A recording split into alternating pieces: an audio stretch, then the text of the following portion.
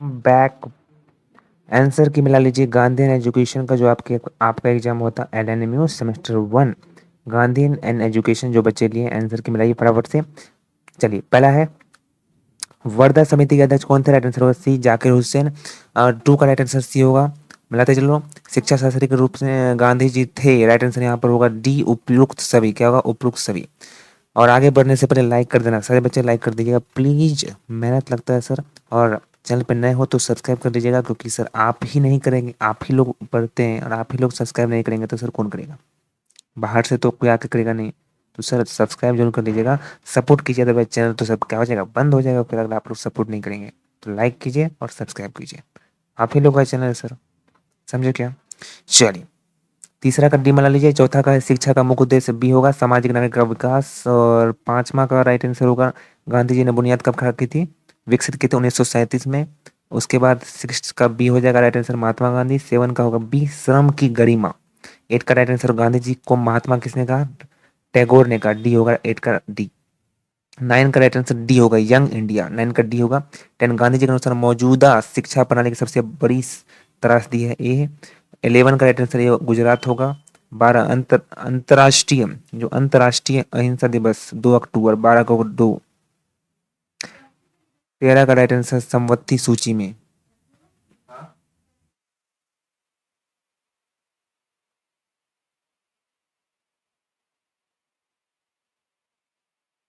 भारत में शिक्षा right answer C होगा संवत्ति सूची में।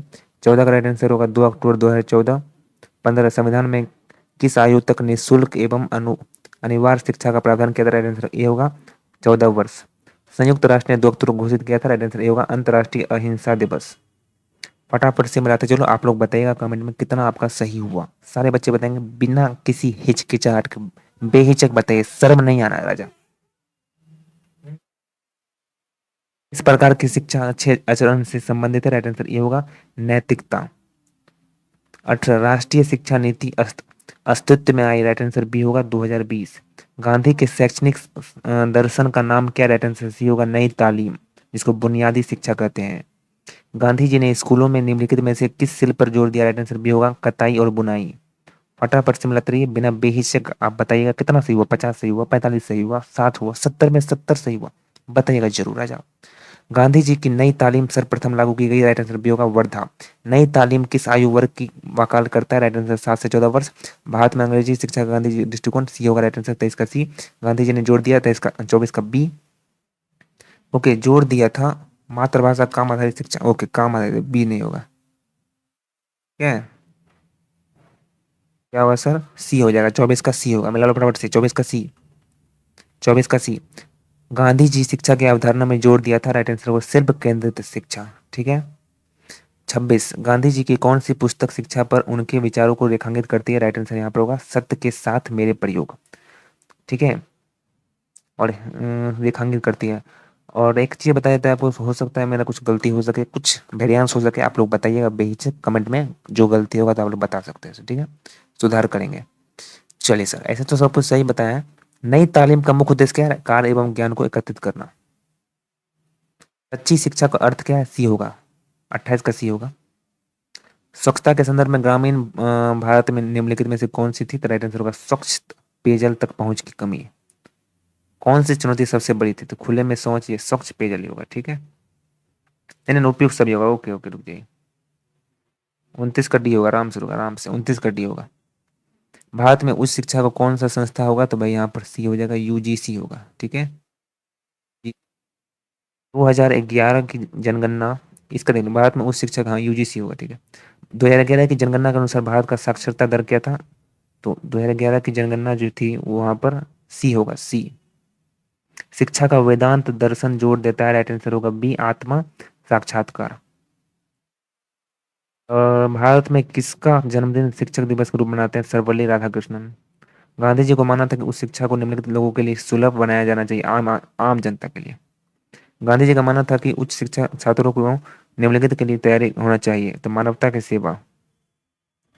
कौन सा भारतीय हस्तशिल्प का उदाहरण है? राइट आंसर होगा डी उपरोक्त सभी। कौन सा भारतीय राज्य मधुबनी पेंटिंग को लिए प्रसिद्ध है? राइट आंसर होगा डी।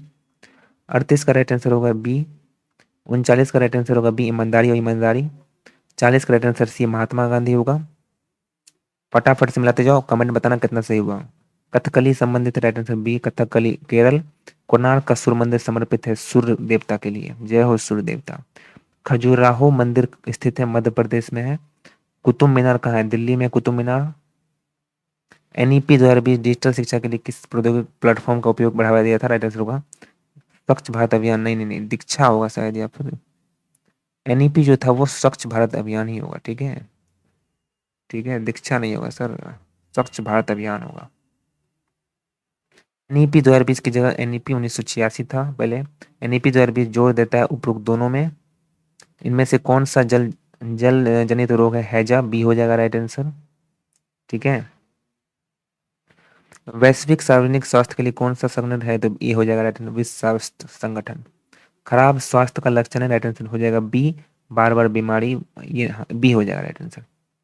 51 का राइट आंसर ए होगा, मलेरिया, पानी या होने से बीमारी होती है, भोजन या पानी से होने वाली बीमारियां है। तो भोजन और पानी से होने वाली बीमारी, मलेरिया, टाइफाइड, अस्थमा या उच्च, तो टाइफाइड होना चाहिए। ठीक है, क्योंकि भोजन और पानी से बोल रहे हैं तो टाइफाइड होगा।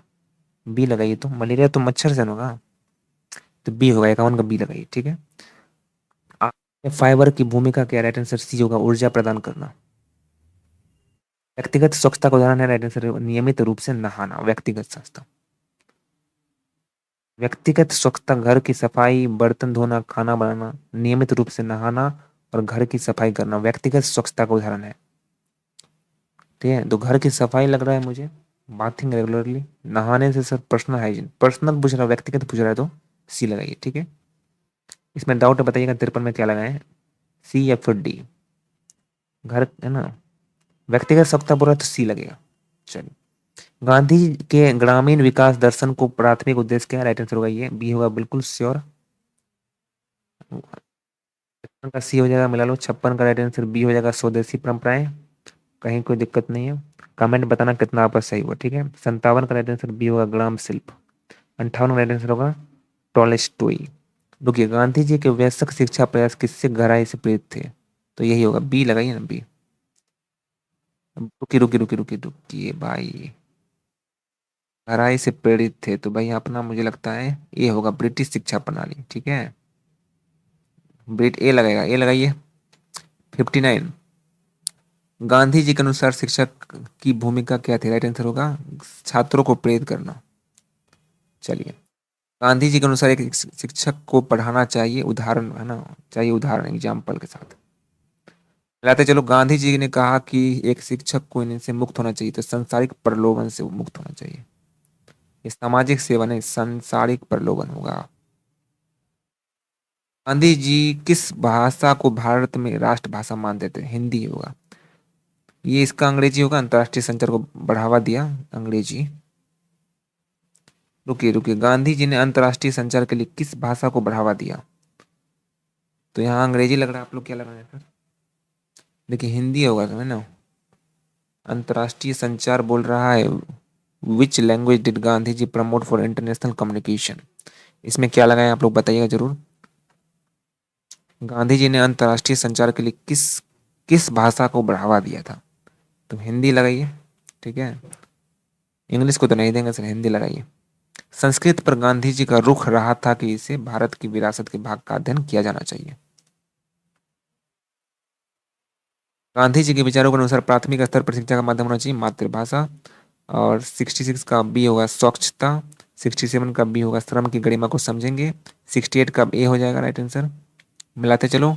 69 का प्रारंभिक बचपन में ही हो जाता है, चरित्र निर्माण के लिए शिक्षा का शुरुआती होना चाहिए, हाँ सी हो जाएगा 69 का। 70 का लालच होगा। ठीक है, महत्वपूर्ण मूल्य नहीं है तो लालच। ठीक है, तो thank you so much, comment में बताइएगा कितना आपका सही हुआ, बेहिचक बिना किसी हिचकिचाहट के। Thank you so much.